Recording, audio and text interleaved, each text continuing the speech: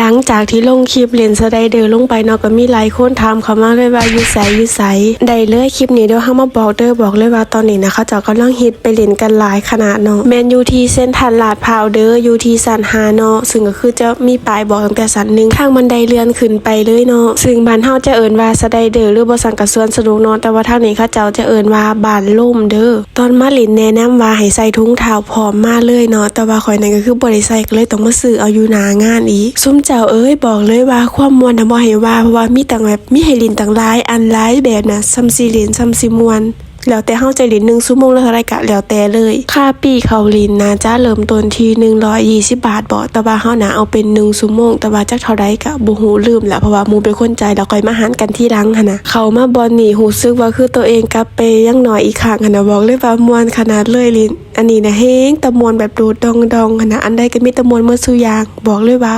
ไปที่แบบเฮ็ดงานเครียดเกินไปอย่างนี้คือต้องไปเล่นเด้อแต่ว่าตอนนี้ข่อยกับหมู่ก็เลยเริ่มเมื่อยแล้วเนาะก็เลยไปนอนพักก่อนจักหน่อยแล้วก็หั่นละได้เวลาไปเล่นต่อแล้วยิงลิ้นอันนี้หั่นนะให้บอกเลยแบบทุลักทุเลแฮงอันนี้น่ะบอกเลยว่ามีแต่ผู้ใหญ่เล่นทั้งนั้นเลยเด็กน้อยนี่หายากเนาะ1ชั่วโมงนี่บอกเลยว่าคุ้มแบบโคตรที่จะคุ้มเลยแหละนี่เนี่ยให้เบิ่งสภาพหลังที่เล่นแล้วเนาะตอนไปเล่นก็คือเก่าผมอย่างดีอย่างงามแต่ว่าตอนเล่นแล้วก็คืออย่างเก่าผมจักเสียไปใส่ความแต่ว่ามันม่วนหั่นน่ะข่อยก็มูจนได้พากันเก่าผมใหม่ตอนมาเล่นก็คืออย่าพกของมีค่ามาละเพราะว่าในกระเป๋าเฮาต้องวางมาแบบนี้เนาะแล้วก็ไผที่บ่เอาเงินสดมาก็ใส่กระเป๋าส่งไว้เด้อพอเล่นเมื่อยแล้วก็พากันหิวข้าวเนาะก็เลยพากันมาหาของกินอยู่ที่เซเว่นบอกเลยว่าห่างกายต้องการอาหารเพราะว่าเล่นจนเมื่อย